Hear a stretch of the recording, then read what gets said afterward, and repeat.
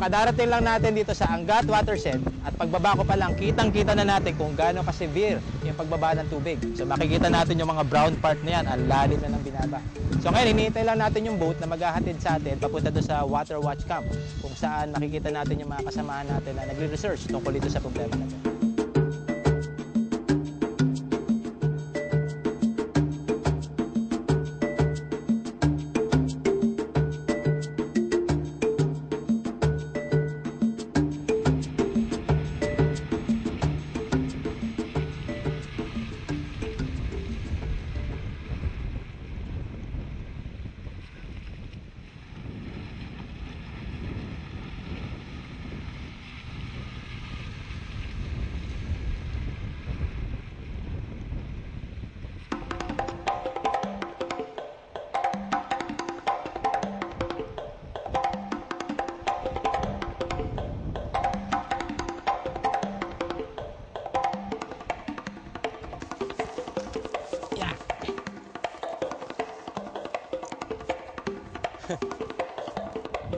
Oh!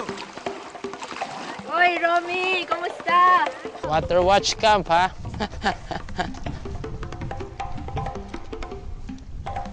Ito na ba yun? Ito na yung measurement? Huwag ka mong mapak. Ay, sorry po.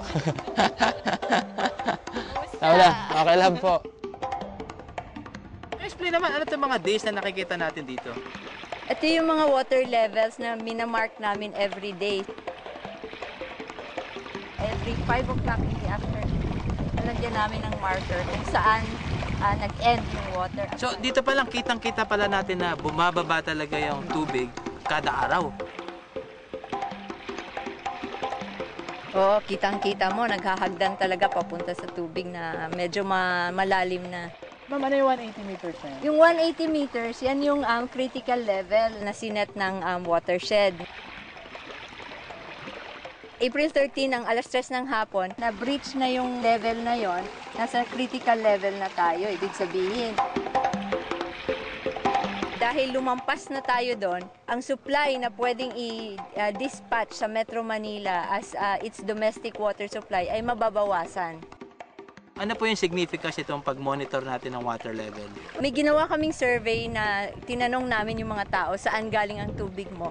At karamihan sa kanila hindi nakakaalam na itong tubig ng Angat Watershed ay doon papunta sa Metro Manila. 97% ng drinking water supply ng Metro Manila ay nanggagaling dito.